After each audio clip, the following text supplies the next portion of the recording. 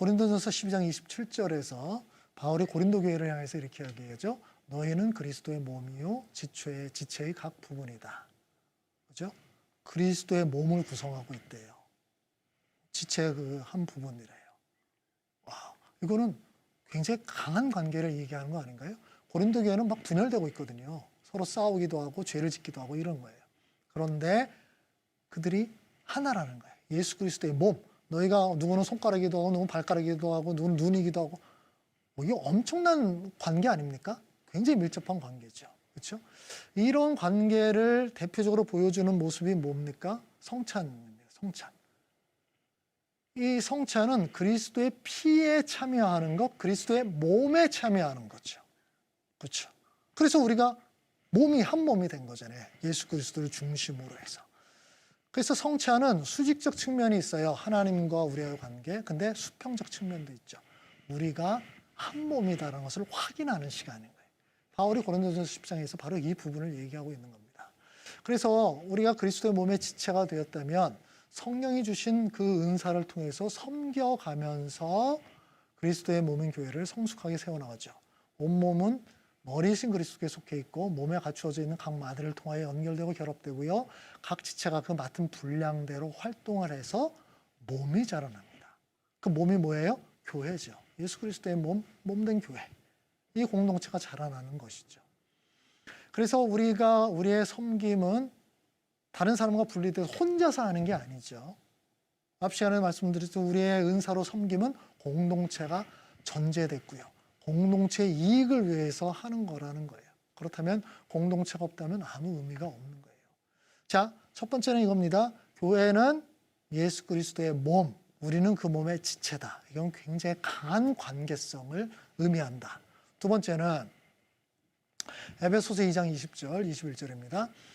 여러분은 사도들과 예언자들이 놓은 기초 위에 세워진 건물이며 그리스도 예수가 그 모퉁이 돌이 되십니다. 그리스도 안에서 건물 전체가 서로 연결되어서 주님 안에서 자라서 성전이 됩니다. 우리를 뭐라고 얘기하죠? 건물이라고 얘기합니다. 그렇죠? 교회는 눈에 보이는 건물, 이게 교회가 아니죠. 우리들이 모여서 건물이라고 얘기하는 거예요. 성도들의 공동체가 바로 건물이라는 거죠. 굉장히 밀접하게. 그렇죠? 우리가 집을 세울 때 벽돌만 그냥 쌓아놓지는 않잖아요. 그것을 시멘트로 단단하게 고정을 시키잖아요. 지금 교회 성도들이 바로 그렇게 밀접한 관계를 맺은 공동체라고 얘기를 하고 있는 거예요. 이럴 정도로. 그래서 우리가 서로 섬기고 돌보고 이렇게 하면서 우리가 이 건물이 세워가는 거죠. 이 성전, 그리스도가 세우려는 성전이 완성돼 나가는 겁니다. 두 번째 강조되는 부분은 뭡니까? 우리가 이 건물처럼 너무 밀접한 관계를 가지고 있다. 이런 공동체다로 얘기하는 겁니다. 세 번째는 이제 가장 중요한 부분인데요. 하나님 안에 거하는 성도들의 공동체가 가장 분명히 보여주는 게 바로 우리를 하나님의 가족이라고 얘기를 하는 거죠. 에베소서 2장 19절에 얘기하죠. 그러므로 이제부터 여러분은 외국 사람이나 나그네가 아니요 성도들과 함께 시민이고 하나님의 가족입니다. 우리를 하나님의 가족이라고 얘기합니다. 구원받는다는 것은 내가 혼자 외땅 광야에서 혼자 태어나는 게 아니라는 거예요. 하나님께서 우리를 구원하셨는데 내가 이 구원은 우리가 태어나는 거라고 얘기하죠. 그죠? 거듭난다라고 얘기하잖아요. 중생, 다시 태어나는 거라고 얘기하잖아요. 태어났어요. 내가 이제 그리스도인이 됐어. 하나님이 나의 아버지야. 근데 태어나 주변에 봤더니 나 혼자 가족이 아니야. 이미 나보다 먼저 태어난 가족들이 득실득실해. 그게 어디예요? 교회죠. 하나님은 우리를 구원하신 다음에 각자 자기 집에 살도록 하신 게 아니라 하나님의 집으로 불러 모으신 거예요. 그래서 그러면 뭐라고 얘기합니까? 너희가 가족이야 이제. 가족처럼 지내. 가족처럼 생각해. 라고 얘기하는 거예요. 이 가족은 천상적인 우주적 교회가 아니에요. 지금 여기에 같이 있는 지금 교회. 그것을 얘기하고 있는 거죠. 그래서 하나님은 우리를 자신의 가족으로 입양을 한 거죠. 근데 문제는 어디에 있습니까? 우리가 하나님의 가족의 일원이 됐는데 실제 모습은 그렇게 친밀하지 않은 거죠. 그렇게 그렇죠. 우리가 가족이 됐는데 하루아침에 그렇게 가까워질까요? 아니잖아요. 오랫동안 떨어져 살던 사람들인데 이게 이제 존재와 실존의 차이라고 얘기합니다. 가족이 됐는데 실제는 가족 같지 않아. 여러분 교회 성도들끼리 그런 관계일 수 있을 거예요. 원리상으로 할 땐 가족이라고 해요. 그래서 우리가 서로를 뭐라고 부릅니까? 형제자매로 부르잖아요. 근데 실제로는 별로 가족 같이 안 살아. 이런 거죠. 근데 우리가 그리스도인을 살아가는 게 신앙 훈련이라는 게 다 이런 똑같은 거잖아요. 그렇죠?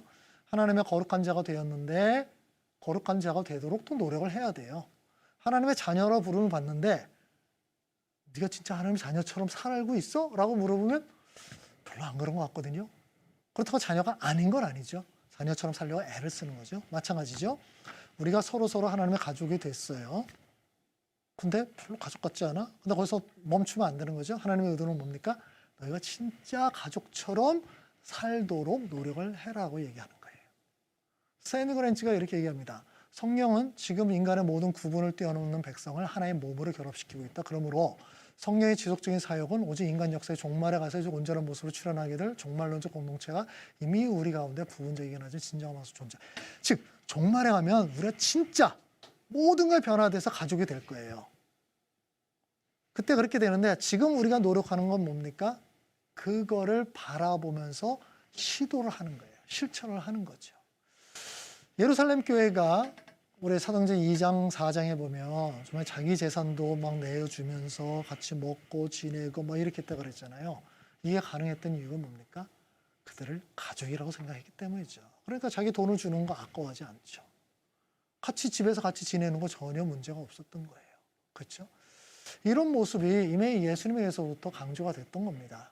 예수님께서 혈연 가족을 넘어서서 언약 백성으로 형성된 이 세 가족에 대한 얘기들이 있어요. 자, 이 마가복음을 보면 이제 예수님의 소문이 많이 퍼졌습니다. 근데 사람들이 예수님에 대해서 좀 이상한 얘기를 하고 뭔가 귀신 들린 것 같기도 하고 뭐 이런 얘기들이 있어요. 그 소문이 예수님의 가족에게까지 들어갔죠. 그래서 마리아가 듣게 됐고 예수님의 동생들이 듣겠습니다. 그래서 이 사람들이 예수님을 데리고 가려고 예수님 미쳤다고 생각하는 게가 찾아오죠. 마가복음 3장에 가면 찾아옵니다. 그래서 예수님이 어떤 집에서 말씀을 가르치고 있었는데 마리아가 저 바깥에 온 거예요. 그래서 이제 알려줬거죠. 아, 예수님 저기 어머니가 오신 것 같아요. 이 얘기를 들은 예수님의 반응이 뭐였어요? 보통 사람이었다면 어떻게 될까요? 아 그래 어머니 잠깐 기다려야 그래. 내가 나중에 이제 이렇게 한다든지 아니면 사람들에게 아 제 어머니입니다라고 소개를 해줘야 될 것 같은데 예수님의 반응은 뭐였습니까? 33절에 얘기합니다. 누가 내 어머니고 내 형제들이냐라고 얘기를 해버려요. 이건 무슨 뜻이냐면 나 어머니 없고 형제들 아니야. 저기 있는 사람 내 어머니 아니고 내 형제들이 아니야. 이런 뜻이에요. 이건 거의 부인하는 거예요. 얘기를 들었을 마리아는 어떤 심정이었을까요? 내가 이게 내 배 아파서 났는데 완전히 진짜 동계 맞구나. 미쳤구나. 라고 생각을 했을 거예요. 주변에 있는 사람들도 굉장히 충격을 받았을 거예요. 그래서 예수님께서 부연 설명하시죠. 주위에 둘러앉은 사람들을 둘러보시고 뭐라 그럽니까? 봐라. 내 어머니와 내 형제 자매들은 여기 있는 너희들이야 라고 얘기를 해요. 누구든지 하나님의 뜻을 행하는 사람은 내 형제요 자매요 어머니라고 얘기를 하는 겁니다. 예수님은 지금 여기에서 이 기회를 지금 활용하고 계시는 거예요. 즉 진짜 가족이 누구냐라는 거예요. 두 가지 가르침을 주고 있죠. 첫 번째는 예수님은 자신이 만들 새로운 공동체를 가족이라고 생각하셨어요. 그래서 이 가족이 혈연 가족보다 훨씬 더 중요하다고 여기신 거예요. 그렇죠? 그래서 하나님께서는 이 가족을 만들기를 원하셨던 거예요.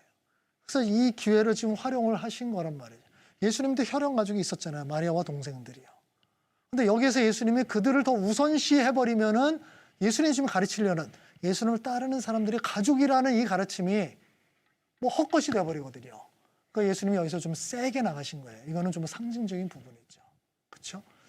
이런 부분들은 예수님의 제자를 부를 때도 그대로 드러납니다. 예수님께서 그 야고보와 요한을 부르실 때도 어떻게 보면 지금 나를 따르라. 그래서 그들이 어떻게 합니까? 그들이 가족을 다 버리고 예수님을 따라가죠. 예수는 누가복음 14장 26절에 뭐라고 얘기합니까? 누구든지 내게로 오는 사람은 자기 아버지, 어머니, 아내, 자식, 형제, 자매뿐만 아니라 자기 목숨까지 미워하지 않으면 내 제자가 될 수 없다. 예수님께서 지금 상대화 시켜버리죠. 하나님을 믿고 예수님을 따르고 그래서 새로운 가족 안에 들어갔다면 너의 혈연 가족은 그것보다 후순위로 둘 수밖에 없다라는 거예요. 그죠? 그런데 또 다른 측면에서 보면 예수님이나 예수님의 제자들이나 혈연 가족과의 관계를 완전히 끊어버리지 않았어요. 또 그들을 돌보는 걸 중지하지 않았습니다. 누가 대표적입니까? 베드로요. 베드로가 장모가 병들었잖아요. 결혼했으니까. 장모 병들었을 때 예수님한테 부탁했죠. 예수님께서 기꺼이 가셨어요. 만약에 아까 마가복음 3장에 의하면 베드로에게 이렇게 대답해야 되지 않아요? 네 장모가 누구냐? 네가 지금 장모를 따질 때냐? 하나님 나라의 가족을 따져야지. 이렇게 말씀하셔야 될 것 같은데 그러지 않죠. 순순히 가셔서 장모의 병을 고쳐주십니다. 이거는 또 베드로의 가족을 인정하시는 거예요. 나중에 베드로가 초대교회 복음 전도하러 다닐 때 누구랑 같이 다닙니까? 아내와 함께 다니죠. 바울이 이제 그런 얘기를 하잖아요. 그거 전혀 문제가 없었어요. 거기서 뭐 이혼했다라든지, 예수님은 뭐 가족을 그런 식의 모습을 보이지는 않는 거예요. 그러면 예수님께서 아까 마가복음 3장에서 말씀하신 그 의도는 뭡니까? 혈연 가족을 해체하라는 뜻이 아니라 우리가 혈연 가족도 중요하지만 하나님 나라의 새로운 가족 그에 못지않게 중요하다. 이 부분을 지금 강조하려는 거예요. 그렇죠? 예수님은 우리를 통해서 혈연 가족 못지않은 새로운 공동체를 만들기 원하신 거죠. 새로운 가족을 만들기를 원하시는 거예요. 그 부분을 굉장히 강조하신 거예요. 그래서 실제로 예수님도 십자가 달려 돌아가실 때 자기 어머니 마리아를 생각하셨죠. 그래서 요한에게 부탁하죠. 이제 너의 어머니처럼 좀 돌봐드리고 모셔라. 그렇죠? 교회에 대한 묘사도 교회가 가족이라는 점을 계속 강조하고 있잖아요. 에베소 2장 19절에 이제부터 여러분은 외국 사람은 나그네가 아니고 성도들 함께 심히려 하나님의 가족이라는 말씀을 하시죠. 바울은 우리 그리스도인들은 한 가족 안에 있는 형제와 자매라고 생각을 합니다. 그래서 바울 서신에서는 그리스도인을 가족처럼 지칭하는 용어가 많이 등장하죠. 파테르, 아버지, 클레로노모스, 상속자, 휘오스, 아들, 테크논, 자식, 이런 것들 많이 나오는데 가장 많이 등장하는 용어가 이 아델포스, 아델프, 요 어근이거든요. 이게 139번이나 나옵니다.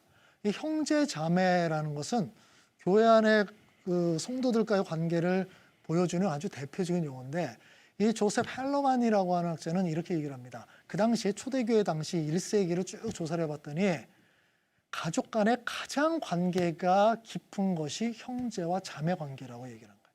심지어 그 관계는 남편과 아내 부부 관계보다 훨씬 돈독했고 더 중요하게 여겼다라고 연구 조사를 한 거예요.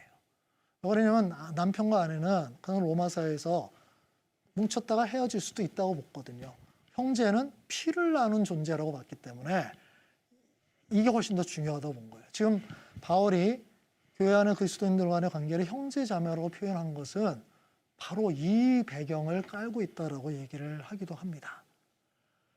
정언을 한다면 이런 겁니다. 우리 그리스도인의 관계 교회의 이미지를 그리스도의 몸이라 그러기도 하고요. 한 건물이라고도 하고 하나님의 가족이라고 얘기를 합니다. 이것은 뭐죠?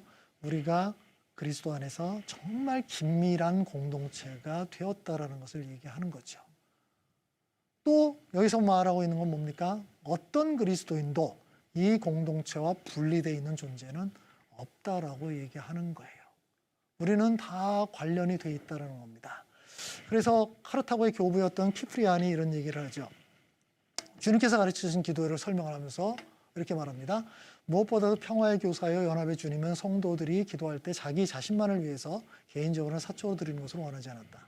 우리는 이렇게 기도하지 않는다. 하늘에 계신 나의 아버지, 오늘날 나에게 일용할 양식을 주시고 또한 나의 죄를 용서하고 나를 시험에 빠지지 않게 하시고 나만을 알게 쓰고 해달.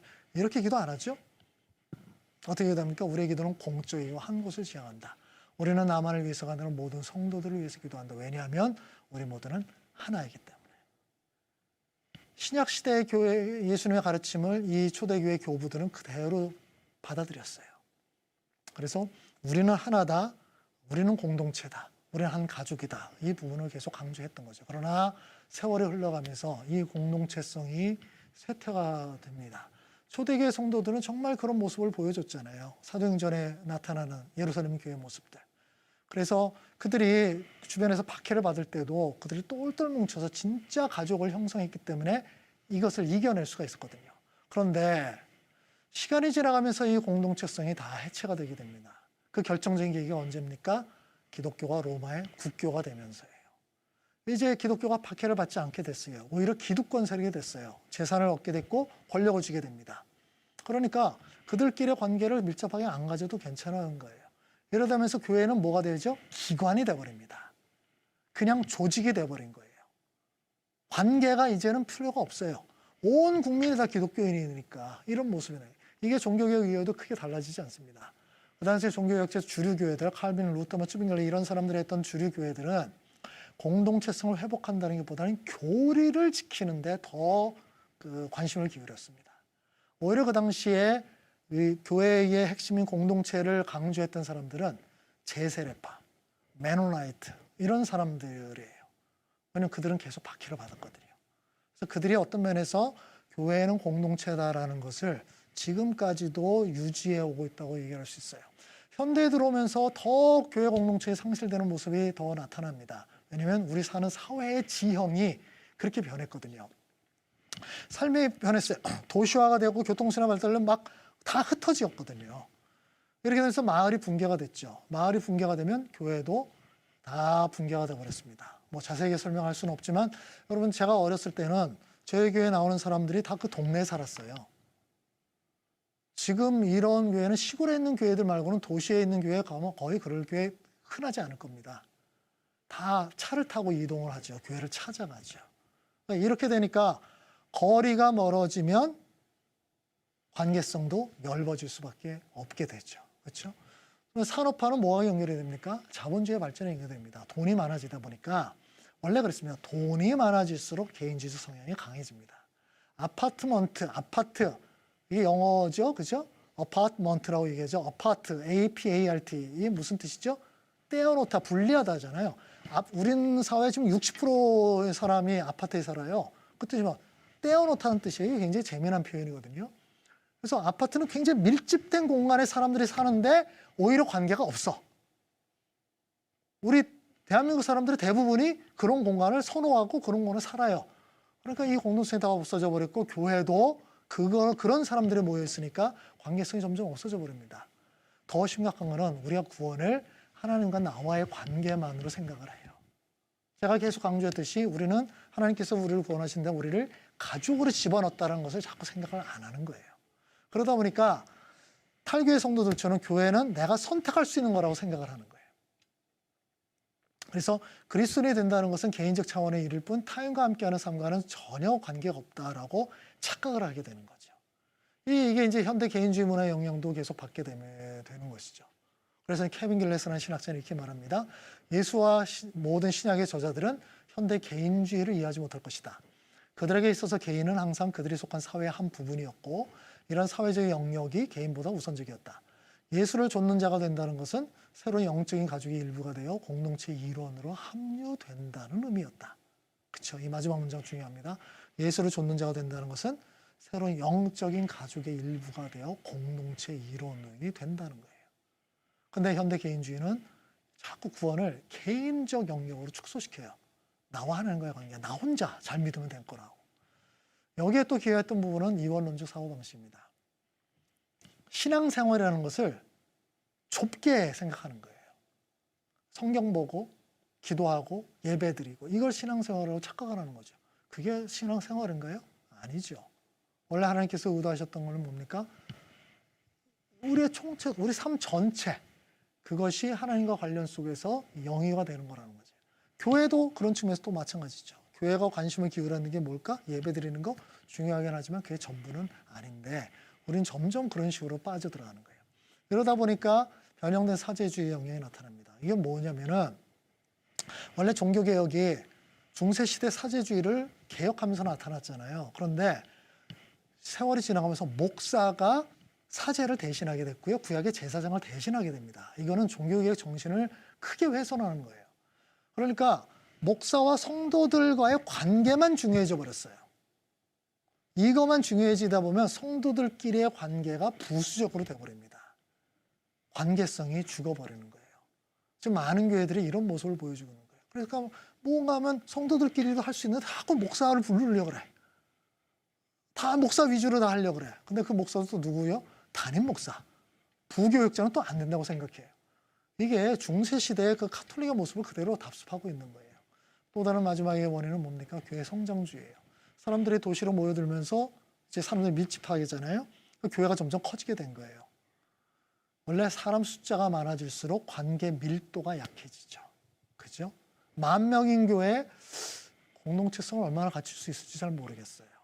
그러니까 이런 모습을 띠게 되면서 점점 교회가 하나님께서 의도하셨던 너희는 정말 깊이 있는 가족과 같은 공동체다라는 것들이 다 사라져버리게 됩니다. 그 결과 어떤 모습들이 나타나게 되죠? 한국교회 원래 초기 모습은 이 공동체성 모습이 굉장히 잘 나타났는데 이 모습들이 점점 다 퇴색되어 버리게 됩니다. 지금 정말 교회는 어떤 면에서 그냥 예배만 같이 드리고 성경 공부 같이 하고 뭐 성경 공부 모임 한다 그러는데 나누는 내용들 보면 굉장히 피상적이에요. 그죠? 정말 자기의 솔직한 고민들, 생각들 뭐 이런 것들을 깊이 나누는 모임들이 그렇게 많지 않은 것 같아요. 이런 일이 계속 되다 보니까 우리는 교회에서도 그냥 정말 나누는 거 요 정도까지만 나누고 함께하는 거 요 정도까지만 해. 그거 가족이 아니죠. 같은 건물이 아니죠. 그 건물이 벽돌 벽들이 이렇게 딱 뭉쳐져야 되는데 요만큼만 붙어 있는 거 똑같은 거예요. 이거는 위기에 오게 되면 그냥 부서져 버리잖아요. 가족이라고 얘기를 하는데 가족은 아니야. 집에 가서 할 얘기 못 할 얘기 물론 뭐 있을 수는 있겠지만 늘 그거에 신경 쓰고 있다면 이건 편안한 가족이 아니잖아요. 이런 모습들이 우리들한테 계속 나타나고 있는 겁니다. 지금 한국 교회 모습이 계속 이런 식의 결과들을 좀 보여주고 있는 거거든요.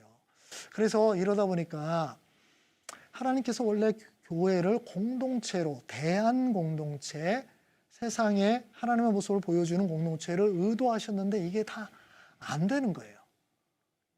그래서 보니까 어떻게 됩니까? 교회에 모여있는 이 모임과 밖에 세상에 있는 모임과 별 차별이 없는 거예요.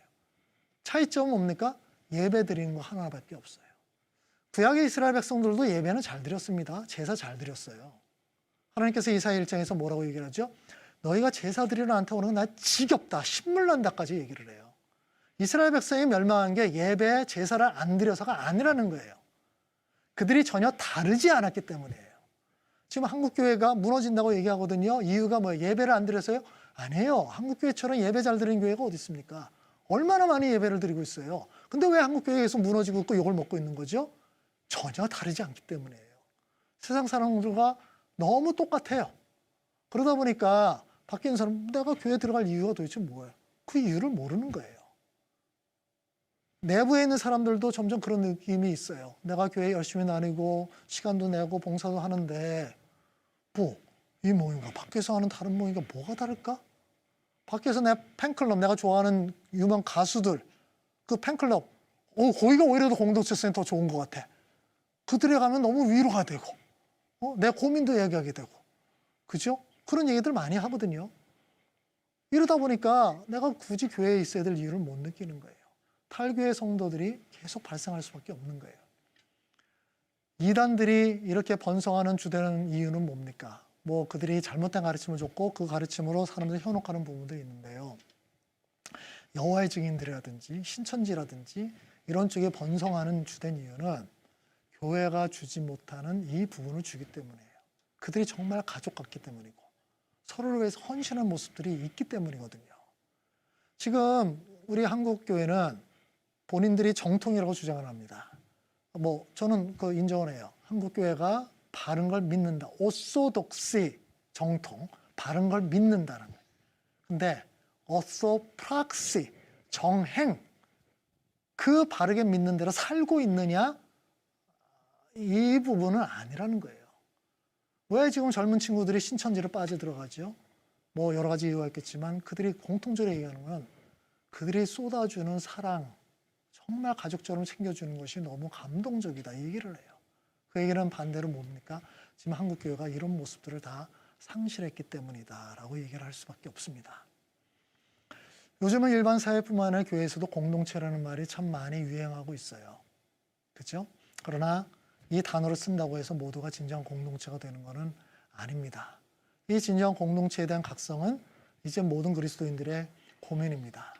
우리가 교회가 공동체라는 것을 말을 많이 하는데 정말 우리 교회가 공동체냐? 우리가 정말 한 몸일까? 한 건물일까? 한 가족일까? 그래 이제 고민을 하게 되는 거죠. 어떻게 해야 그러면 이런 공동체를 만들어갈 수 있을까? 이 고민을 해야 되는 게 맞습니다. 이런 측면에서 앞부분에서 제가 말씀드렸듯이 탈교회 현상, 이거는 교회 위기인 것은 분명합니다. 그리고 지금 밖에서 교회를 향해서 막 비판하고 뭐 손가락질을 해야 되는 것, 이것도 분명히 교회의 위기인 것은 맞습니다. 그러나 늘 그렇듯이 이 위기는 또 다른 면에서 기회가 될 수도 있어요. 즉 우리 교회의 본질인 공동체성을 다시 한번 생각해 보자. 우리가 잃어버렸던 이 공동체성을 다시 또 회복을 해보자. 우리가 사람들이 떨어져 나가는 이럴 가운데서 정말 다시 엑기스가 뭔지, 핵심이 뭔지를 다시 한번 생각해보고 찾아보자. 이런 기회가 될 수 있거든요. 그래서 지금 뭐 이런 사람들이 교회를 떠나고 비판하고 이런 것들은 너희가 정말 거룩한 백성들의 공동체여야 돼 라는 이 외침이라고 들어야 된다는 거예요. 그럼 우리가 교회로 다시 모인다는 건 뭡니까? 잃어버렸던 공동체성을 다시 회복한다는 것을 의미해요. 하나님께서는 우리를 공동체적 존재로 만들었죠. 이스라엘 백성들을 통해서 정말 하나님의 이름을 담은 공동체를 만들길 원했어요. 세상에 보여주기를 원했어요. 이렇게 살아야 된다. 이렇게 관계를 맺어야 된다. 이스라엘 백성이 실패했습니다. 하나님은 다시 예수 그리스도를 통해서 구원받은 백성들을 만들고 그들로 새로운 공동체를 만들기를 원하셨어요. 이게 하나님의 의도였거든요. 그리고 그들을 통해서 그들이 예수 그리스도 하나님을 증거할 뿐만이 아니라 정말 세상 사람과 다른 삶의 모습을 살기를 원하신 거죠. 그런데 지금 우리가 그런 모습을 보여주고 있는가? 이게 우리가 던져야 될 질문입니다. 저는 앞으로 한국교회가 정말 다시 회복할 거냐 아니면 계속 나락으로 떨어질 거냐는 이 부분에 달려있다고 생각해요. 교회의 본질을 정말 회복할 거냐, 우리가 하나님께서 의도하셨던 공동체의 그 모습을 다시 회복할 거냐, 여기에 우리 한국교회 사활이 달려있다고 생각을 합니다.